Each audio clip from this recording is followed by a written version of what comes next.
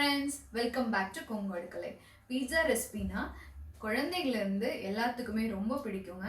So நம்மளோட recipe பார்த்தீங்கன்னா இன்னைக்கு கிரெயின் ஃப்ரீ அண்ட் ஹெல்த்தியான ரெசிபி. ஸோ அது என்னன்னா காலிஃப்ளவர் க்ரஸ்ட் பீஸா. அதுக்கு என்னென்ன தேவையான பொருட்கள்னு பார்க்கலாம் வாங்க.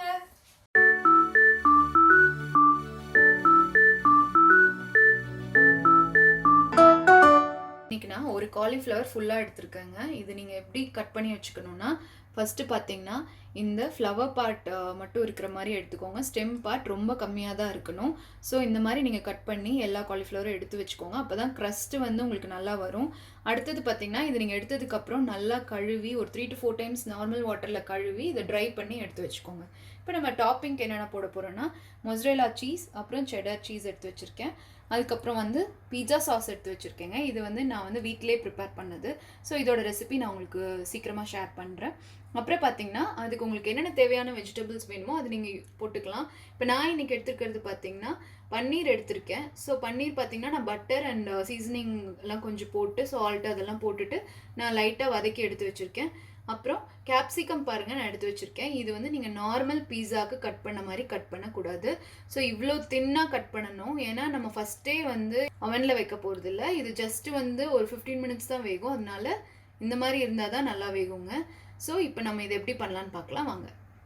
இப்போ நம்ம க்ரஸ்ட் பண்ணுறதுக்கு இந்த காலிஃப்ளவரை நம்ம இப்போ மிக்சியில் போட்டு நல்லா அரைச்சி எடுத்துக்கணும். நம்ம இப்போ அந்த காலிஃப்ளவர் இதை அரைச்சி எடுக்கிறதுக்கு முன்னாடி நம்ம வந்து அவன் வந்து ப்ரீஹீட் பண்ணிடலாம்.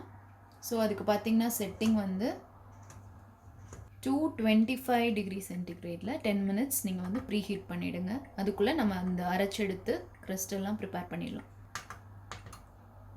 அவ்வளோதான். இப்போ பாருங்கள் இதை அரைச்சி எடுத்தாச்சு. இதை வந்து நம்ம ப்ரீஹீட் பண்ண அவனில் ஒரு 3 minutes நீங்கள் இதை அப்படியே வச்சு எடுத்துக்கலாம். இப்போது நம்ம வந்து அவன்லேருந்து எடுத்தாச்சுங்க. அதை என்ன பண்ணணும்னா நம்ம ஒரு காட்டன் கிளாத்தில் இப்போ வந்து அதை போட்டுட்டு நல்லா அதில் இருக்க தண்ணி ஸ்க்வீஸ் பண்ணி எடுக்கணும். ஏதோ ஒரு காட்டன் கிளாத் நீங்கள் யூஸ் பண்ணிக்கலாம். கிச்சன் டவல் இல்லைன்னா இட்லி பாத்திரத்தில் யூஸ் பண்ணுவோமே அந்த காட்டன் கிளாத் கூட நீங்கள் யூஸ் பண்ணிக்கலாம். இப்போது இதை நல்லா நீங்கள் புழிஞ்சு எடுத்துக்கணும். நம்ம தண்ணி ஊற்றியே அரைக்கல, ஆனாலும் இதில் வந்து இவ்வளோ தண்ணி இருக்குங்க.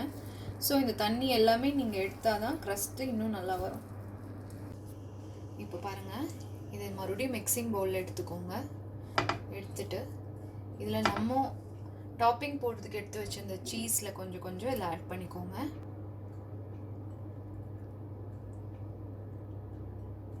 சும்மா ஒரு டேபிள் ஸ்பூன் அளவு ரெண்டுலேயும் ஆட் பண்ணிக்கோங்க. அடுத்தது சால்ட் எவ்வளோ தேவையோ அந்த அளவுக்கு ஆட் பண்ணிக்கோங்க. இதில் நான் கொஞ்சம் கார்லிக் ஃப்ளேக்ஸ் வந்து க்ரஷ் பண்ணிக்கிறேன்.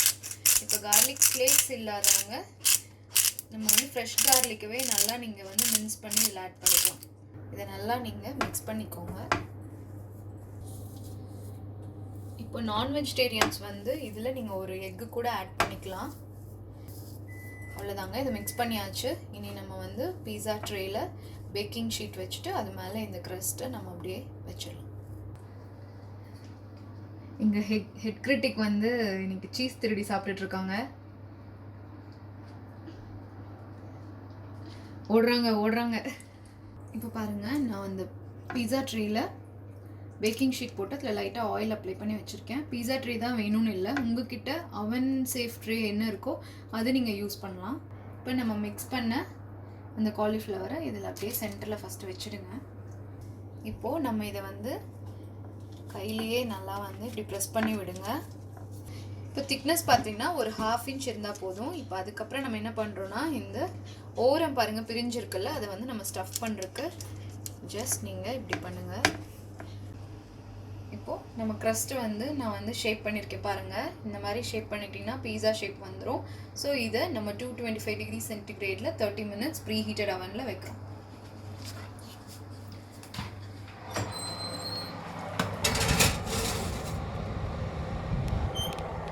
இப்போ நம்ம பீஸாவில் டாப்பிங் எல்லாம் போட்டு உள்ள 15 minutes வச்சாச்சு. அந்த கேப்பில் நான் உங்களுக்கு என்னோட விண்டோ சில் கார்டன் காட்டுறேன்.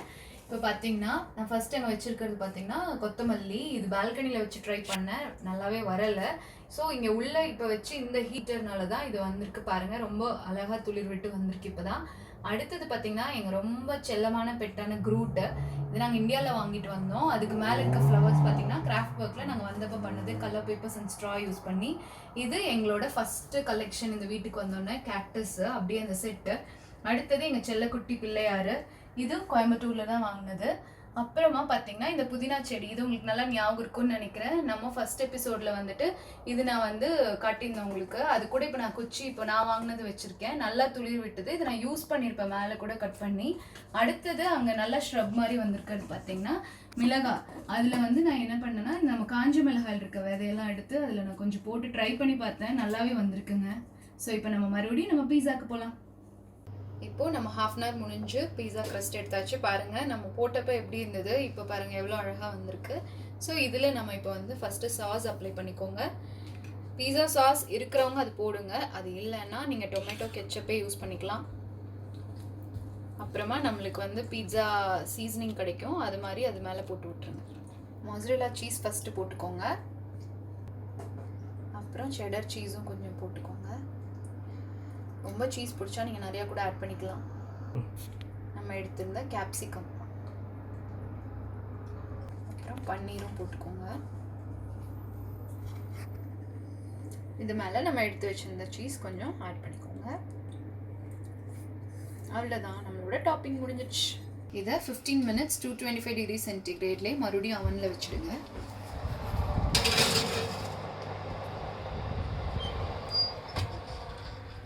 நம்மளோட காலிஃப்ளவர் க்ரஸ்ட் பீஸா ரெடி ஆயாச்சு. நம்ம இதை இப்போ கட் பண்ணி பார்க்கலாம்.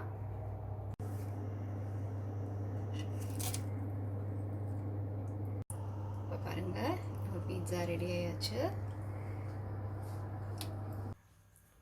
டிப் ஆஃப் த டேங்க, நான் வெஜிடேரியன்ஸ் என்ன பண்ணலாம்னா நீங்கள் எக்கு வந்து நம்ம அந்த காலிஃப்ளவர் மிக்ஸ் பண்ணுறப்போ அதுலேயே நீங்கள் ஆட் பண்ணிக்கலாம்.